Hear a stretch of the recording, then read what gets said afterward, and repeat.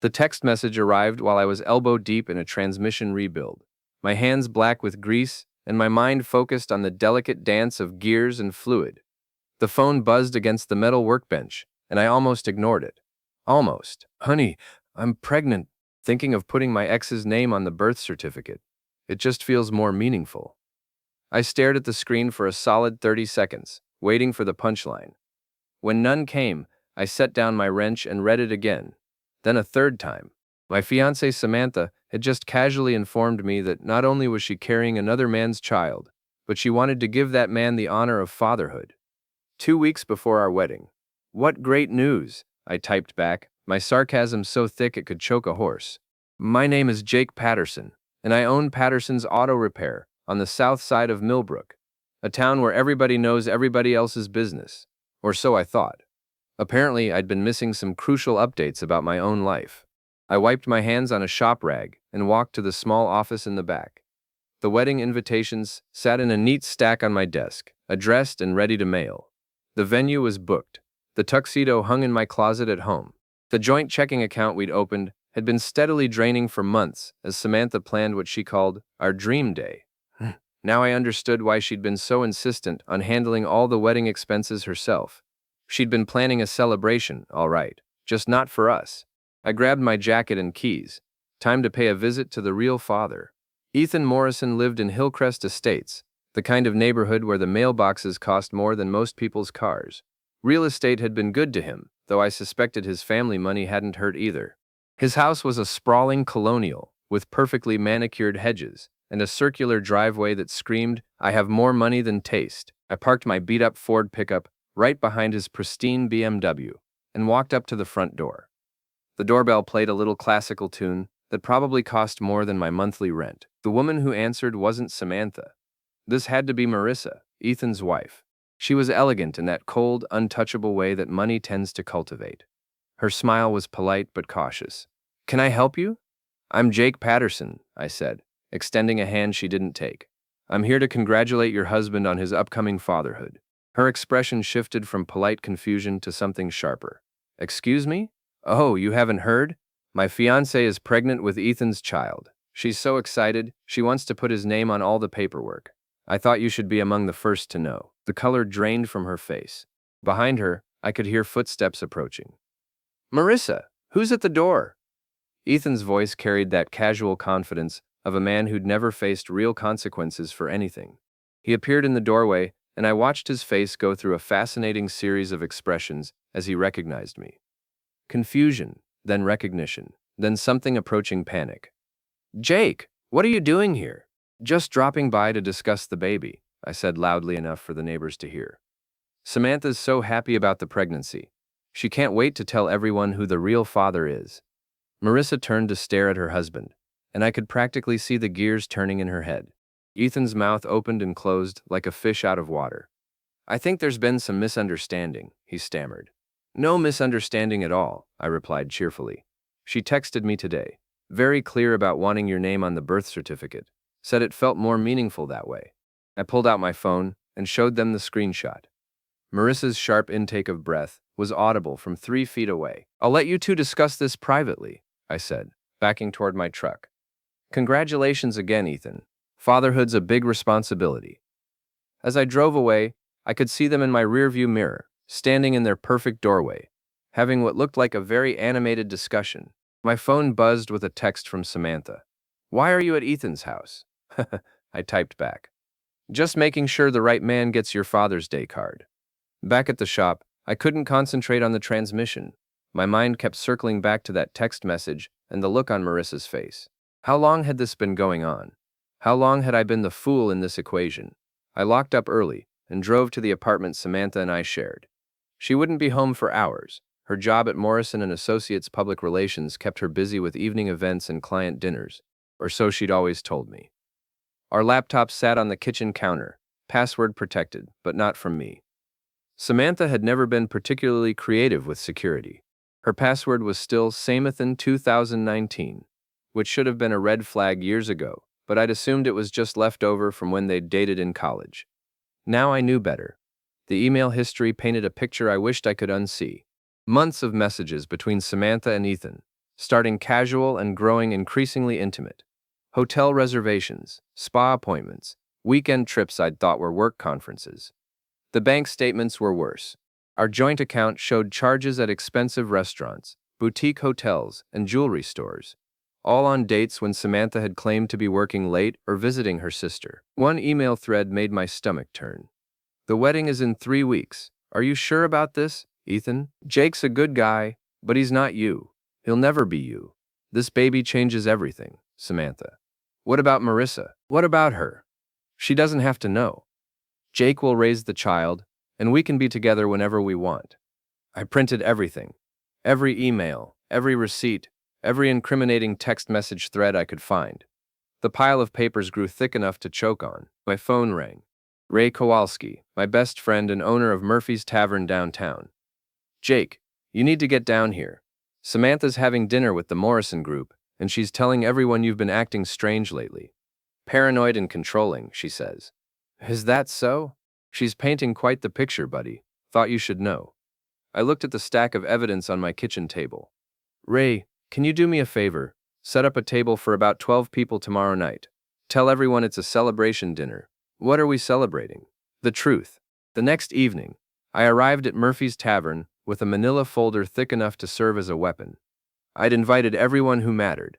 Samantha's best friend Chloe, several mutual friends, Ethan and Marissa, and even Samantha's boss from the PR firm. Samantha looked surprised to see me, but she recovered quickly, flashing that practice smile she used for difficult clients.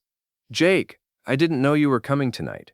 "Wouldn't miss it," I said, taking a seat at the head of the table. "I have some exciting news to share with everyone." The conversation around the table died down. Ethan looked like he wanted to crawl under his chair. Marissa's expression was ice-cold fury barely held in check. "As you all know, Samantha and I are getting married in 2 weeks," I began, opening the folder. "But what you might not know is that we're also expecting a baby." A few people offered congratulations. Chloe clapped her hands together in delight. "The thing is," I continued, "Samantha wants to make sure the right man gets credit for this blessing." I pulled out the first printout. "So I thought I'd share some of the planning they've been doing together." I began reading aloud. Hotel reservations, romantic dinners, text messages that left no doubt about the nature of their relationship. With each revelation, the table grew quieter. Samantha's face went from confusion to horror to fury. "Jake, stop this right now." "Oh, I'm just getting started." I pulled out the bank statements. "Did you know that our joint wedding fund has been paying for their romantic getaways? The Riverside Inn, the Grand Hotel, that little bed and breakfast in Vermont where they spent last weekend while I thought Samantha was at a work conference." Ethan finally found his voice. "This is completely inappropriate." "You're right," I agreed. "It is inappropriate. Sleeping with another man's fiancée while she's planning their wedding? Definitely inappropriate." Marissa stood up abruptly, her chair scraping against the floor. "We're leaving." "Actually," I said, "I think everyone should hear this last part." I held up a printed email.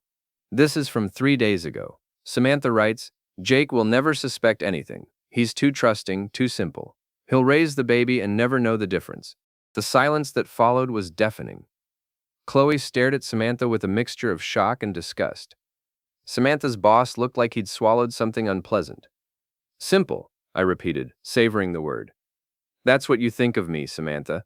Too simple to notice my fiancé was having an affair?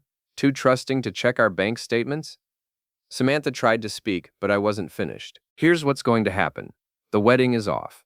I'm keeping the ring. It was my grandmother's anyway. The apartment lease is in my name, so you'll need to find somewhere else to live. And Ethan?" I turned to face him. "Congratulations on your new responsibilities.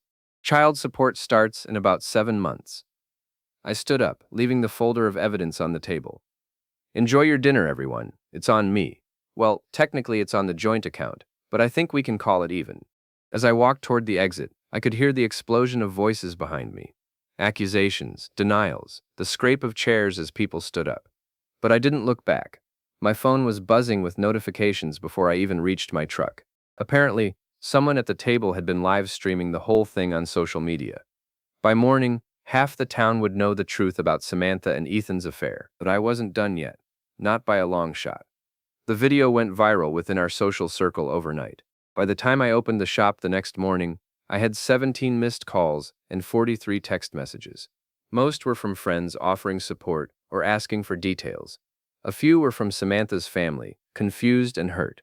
But the one that caught my attention was from Chloe, Samantha's supposed best friend. "We need to talk. Meet me at the coffee shop on Main Street at noon." Chloe Martinez had been part of Samantha's inner circle since college. She was smart, attractive in an understated way, and had always been friendly to me without being overly warm. I'd assumed she was just being polite for Samantha's sake. I found her at a corner table, nursing a latte and looking like she hadn't slept much. "That was quite a performance last night," she said as I sat down. "Just sharing some family news." She smiled, and there was something different about it, less guarded than usual. "Samantha called me at 2 in the morning, crying and ranting about how you'd ruined her life." "Her life? That's rich." "She's been posting on social media all morning, painting herself as the victim of an abusive, controlling relationship. Says you've been monitoring her every move, going through her private communications." I sipped my coffee and considered this. "And what do you think?" "I think she's getting exactly what she deserves."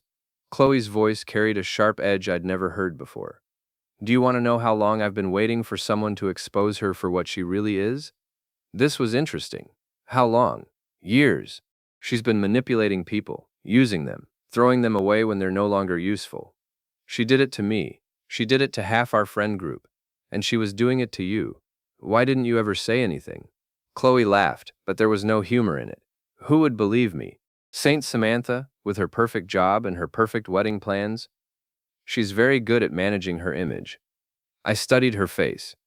There was something else here, something deeper than simple friendship loyalty. "What aren't you telling me, Chloe?"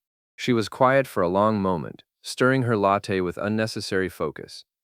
"She cost me my last relationship, told my girlfriend that I was cheating, showed her fake evidence, convinced her I couldn't be trusted, all because she was jealous that I was happy." The pieces started falling into place. "You want revenge. I want justice, and I think you do too." Over the next hour, Chloe laid out everything she knew about Samantha's manipulations. The lies she'd told to break up other couples, the way she'd sabotaged a coworker's promotion by spreading rumors about her competence, the fake charity event she'd organized to impress her boss, pocketing half the donations. "She keeps records of everything," Chloe said. "Photos, emails, recordings. She calls it her insurance policy in case she ever needs leverage over people." "Where does she keep all this?" "There's a safe deposit box at First National. The key is in her jewelry box, hidden in a false bottom." I stared at her. "How do you know all this?" "Because I helped her set it up 2 years ago, before I realized what kind of person she really was."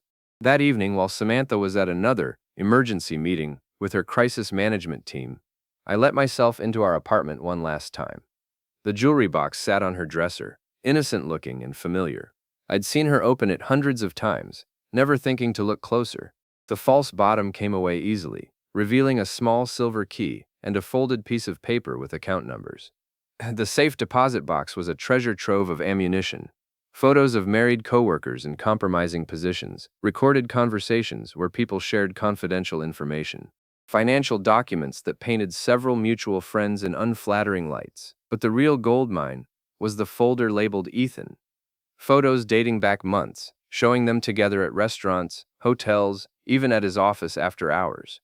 Bank statements showing cash withdrawals that matched exactly with deposits into Samantha's personal account.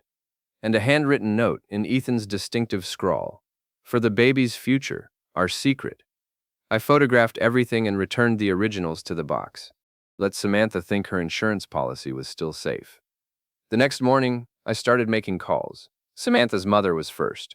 "Mrs. Chen, this is Jake. I think there are some things about your daughter you should know." Her boss was next. "Mr. Williams, I have some information about Samantha's professional conduct that might interest you." Then Ethan's business partners, his country club buddies, his wife's book club friends. Each conversation was brief, factual, and devastating. By noon, I'd shared Samantha's insurance policy with everyone she'd ever tried to manipulate or control. The photos, the recordings, the evidence of her schemes, all of it spread through our social network like wildfire. My phone rang. It was Ray. "Jake, you need to get down here." Ethan just walked into my bar looking like he wants to start a fight. "On my way." On. I found Ethan at the far end of Murphy's bar, 3 drinks in, and radiating the kind of anger that comes from watching your carefully constructed life collapse in real time. His expensive suit was wrinkled, his usually perfect hair disheveled. "There he is," he slurred as I approached. "The man who ruined everything." "I didn't ruin anything, Ethan. I just stopped pretending not to notice." He stood up, swaying slightly. "You had no right to drag my wife into this. Marissa didn't deserve to be humiliated like that." "You're right. She didn't deserve to be married to a cheating liar, either." The bar had gone quiet. Ray was watching from behind the counter, ready to intervene if things got physical. "You think you're so smart," Ethan continued. "So righteous, but you're just a small-town mechanic who got lucky. Samantha was always too good for you. If she was so perfect, why did she need to lie and steal to afford your little romance?" That hit home. Ethan's face flushed red. "She loves me. She always has. You were just convenient." "Convenient?" I laughed. "Is that what you call paying for your dates with my money?" Ethan took a swing at me then, but 3 drinks and a lifetime of privilege had not prepared him for a bar fight. I caught his wrist easily and twisted, sending him stumbling backward into his bar stool. "Sit down, Ethan, before you embarrass yourself more than you already have." Instead, he lunged forward again. This time I stepped aside and let momentum carry him face first into the bar. When he straightened up, his nose was streaming and his shirt was torn. "Had enough?" I asked. He glared at me with pure hatred. "This isn't over." "Yeah, it is." I pulled out my phone and showed him the screen. "Because in about 5 minutes, everyone in this town is going to know that you've been embezzling money from your wife's trust fund to pay for your affair. Amazing what people keep in their safe deposit boxes."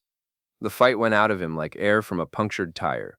He slumped against the bar, suddenly looking much older than his 38 years. "How did you?" "The same way I found out about everything else, by actually paying attention." I left him there, bleeding and broken, while Ray called him a cab. Outside in the parking lot, I found Marissa Morrison waiting by my truck. "We need to talk," she said. Marissa Morrison was not what I'd expected. Up close, away from the perfect facade of her home and marriage, she looked tired but determined. Her expensive clothes couldn't hide the tension in her shoulders or the steel in her eyes. "I want to help you destroy them both," she said without preamble. We sat in my truck in the parking lot of Murphy's Tavern while she told me her story. She'd suspected Ethan's affair for months, but hadn't been able to prove it. The financial irregularities I'd uncovered were just the tip of the iceberg. "He's been siphoning money from my trust fund for over a year," she said. "Small amounts at first, then larger ones. I thought it was for business investments." "How much are we talking about?" "Nearly $200,000. I whistled low. "That's a lot of romantic dinners." He bought her a car, a condo downtown, jewelry, all with my family's money. Her voice was calm, but her hands were clenched into fists. "I want them to pay for what they've done." "What did you have in mind?" She smiled, and it was the coldest expression I'd ever seen on a human face. "The Millbrook Autumn Festival is this weekend. Ethan's company is the main sponsor. He's supposed to give a speech about community values and family commitment." Sounds like the perfect venue for some truth-telling. My thoughts exactly. But I think we can do better than just embarrassing them in front of the town. I think we can ruin them completely. Over the next 2 hours, Marissa laid out a plan that was both brilliant and ruthless. She had access to Ethan's business accounts, his calendar, his professional contacts. She knew exactly when and where to strike for maximum damage. "The festival speech is at 2 o'clock on Saturday," she said. "But the real show will be at the community center afterward. The Chamber of Commerce is hosting a reception for all the sponsors and their families." "Samantha will be there?" "Oh yes. She's been planning to attend as Ethan's business associate, while I'm supposedly out of town visiting my sister. She has no idea I know about their little arrangement." "What do you need from me?" "Just be there with your evidence, and maybe bring some friends who know how to work a camera." That night, I called Chloe and Ray to fill them in on the plan. Both were eager to help, though for different reasons. Ray was motivated by loyalty and a sense of justice. Chloe's motivations were more complex, but her hatred for Samantha was genuine enough. "I've been waiting years for this," she said. "Samantha destroyed my relationship, sabotaged my career, turned half our friends against me. She deserves everything that's coming to her." "This is going to get messy," I warned. "Are you sure you want to be involved?" "Jake, I've been involved since the day she decided to make my life miserable. This is just the first time I get to fight back." Friday night, Samantha showed up at the apartment to collect more of her belongings. She'd been staying with a friend since our public confrontation at Murphy's, but she still had a key and apparently felt entitled to come and go as she pleased. I was waiting for her in the living room when she walked in. "Jake, you scared me. I didn't think you'd be here." "It's my apartment, Samantha. Where else would I be?" She looked different. The confident, polished woman I'd fallen in love with had been replaced by someone harder, more desperate. Her designer clothes couldn't hide the stress lines around her eyes or the way her hands shook when she thought I wasn't looking. "We need to talk," she said, sitting down across from me. "I think we've said everything we need to say." "No, we haven't. This whole thing has gotten out of hand. People are saying terrible things about me, making up stories." "Making up stories?" "Samantha, I have emails, bank records, photos. What exactly do you think people are making up?" She tried a different approach. "Okay, yes, I made mistakes, but we can work through this. We love each other. We're good together." "We were good together, right up until you decided to have an affair and steal my money to pay for it. It wasn't supposed to happen like this. Ethan and I, we have history. When he came back to town, all those old feelings just resurfaced. So you decided to marry me while sleeping with him. I thought I could get over him. I thought what we had was enough." She reached for my hand, but I pulled away. "Jake, please. We can start over. Move away from here. Forget all this drama. What about the baby?" Her face went pale. "What about it? Is it mine or his?" The silence stretched between us like a chasm. Finally, she whispered, "I don't know. But you were planning to put his name on the birth certificate anyway." I was confused, emotional. I wasn't thinking clearly. I stood up and walked to the window. Outside, the street was quiet. Normal people living their normal lives without the weight of betrayal and lies crushing down on them. "Samantha, do you know what the worst part of all this is?" "What?" "It's not the affair. It's not even the money. It's that you thought I was too stupid to figure it out. You actually believed you could keep lying to me indefinitely, and I'd never catch on. That's not true. Jake will never suspect anything. He's too trusting, too simple." I turned to face her. "Ring any bells?" She closed her eyes. "You weren't supposed to see that. I wasn't supposed to see a lot of things, but I did. And now everyone else has seen them too." "What do you mean?" I smiled. "You'll find out tomorrow at the festival. Don't miss Ethan's speech. I hear it's going to be very enlightening." The fear in her eyes was almost enough to make me feel sorry for her. Almost. "Jake, what are you planning?" "Just a little community education.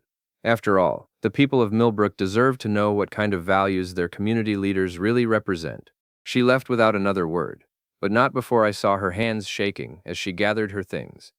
Tomorrow was going to be a very long day for Samantha Chen and Ethan Morrison, and I was going to enjoy every minute of it. The Millbrook Autumn Festival was in full swing by the time I arrived Saturday afternoon. The town square was packed with families enjoying the crisp October weather. Local vendors hawking everything from apple cider to handmade crafts, and a general atmosphere of small-town celebration that would have been heartwarming under different circumstances. I found Ray and Chloe near the main stage, where Ethan was scheduled to speak in 20 minutes. Ray had brought his camera equipment. He'd been documenting local events for years, while Chloe had stationed herself with a clear view of both the stage and the VIP seating area where Samantha was sitting. "She looks nervous," Chloe observed, nodding towards Samantha. She was right. Samantha kept checking her phone, glancing around the crowd, fidgeting with her purse. She'd dressed carefully for the occasion, professional but approachable, the perfect image of a successful young woman supporting local business. If you didn't know better, you might think she belonged there. "Where's Marissa?" I asked. "Already inside the community center, setting up for the reception," Ray replied. "She's got everything ready." Ethan took the stage right on schedule, looking every inch the successful businessman in his tailored suit and confident smile. He'd covered the damage from our bar encounter with makeup, but I could still see the faint bruising around his nose if I knew where to look. "Ladies and gentlemen, thank you for coming out today to celebrate our wonderful community," he began, his voice carrying clearly through the sound system. "Murrison Real Estate is proud to support the Autumn Festival and all the values that make Millbrook such a special place to live and work." The crowd applauded politely. I noticed several people in the audience filming with their phones, which was exactly what I'd been hoping for. Family, commitment, honesty, integrity. These are the foundations that build strong communities, Ethan continued. As business leaders, We have a responsibility to model these values in everything we do. I almost laughed out loud. The irony was so thick you could cut it with a knife. That's why I'm especially proud to announce that Morrison Real Estate will be expanding our commitment to family services, helping more young couples find their dream homes and build their futures together. He gestured toward the VIP section where Samantha was sitting. She smiled and waved, playing her part perfectly.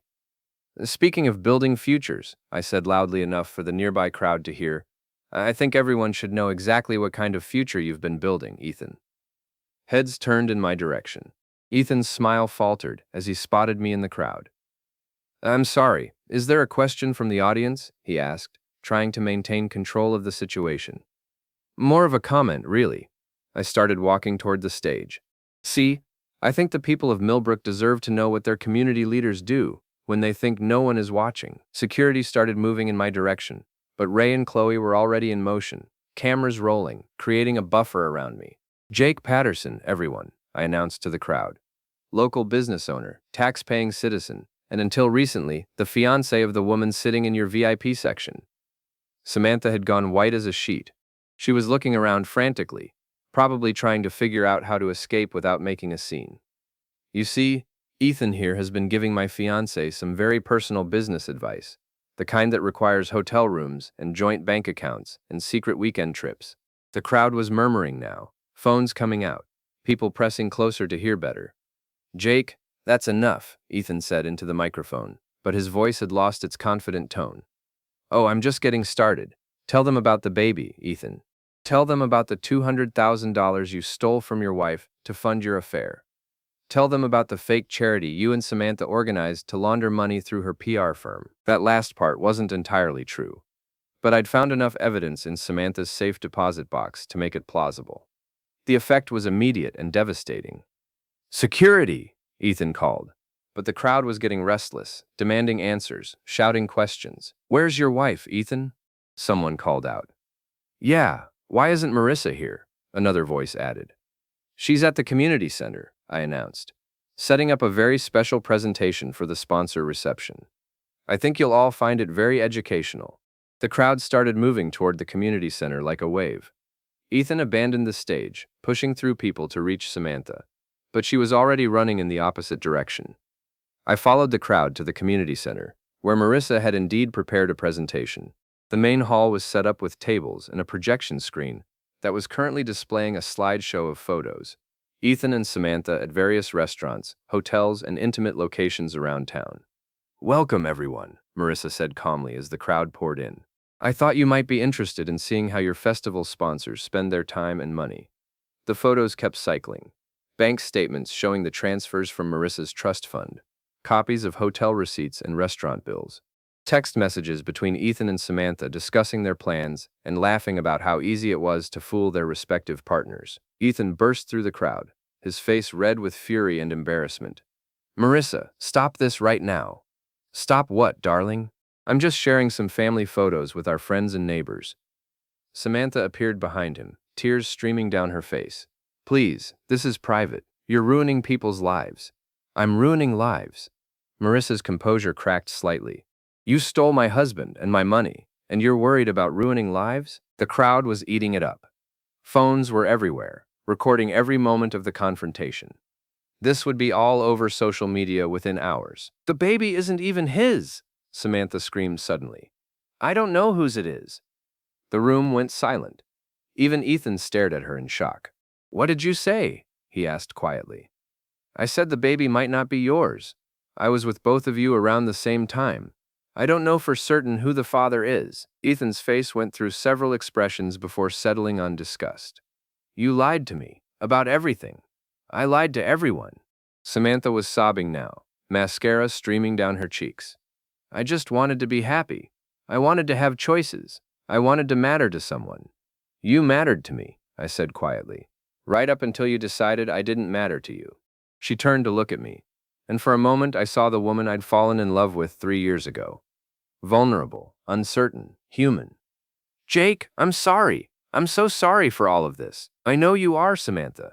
You're sorry you got caught. The crowd was starting to disperse, the show apparently over. Ethan had disappeared, probably to start damage control on his business and marriage. Marissa was calmly packing up her presentation materials. Samantha stood alone in the middle of the room, surrounded by the wreckage of her carefully constructed life. "What happens now?" she asked. "Now you figure out how to live with the consequences of your choices," I replied. "Just like the rest of us." I walked away without looking back. Outside, the festival was winding down, families packing up their picnic blankets and heading home to their normal, uncomplicated lives. Ray and Chloe were waiting by my truck. "Well," Ray said, "that was something." "Think it's over?" Chloe asked. I looked back at the community center, where Samantha was finally emerging, alone and defeated. "Yeah," I said, "it's over." And for the first time in weeks, I actually believed it.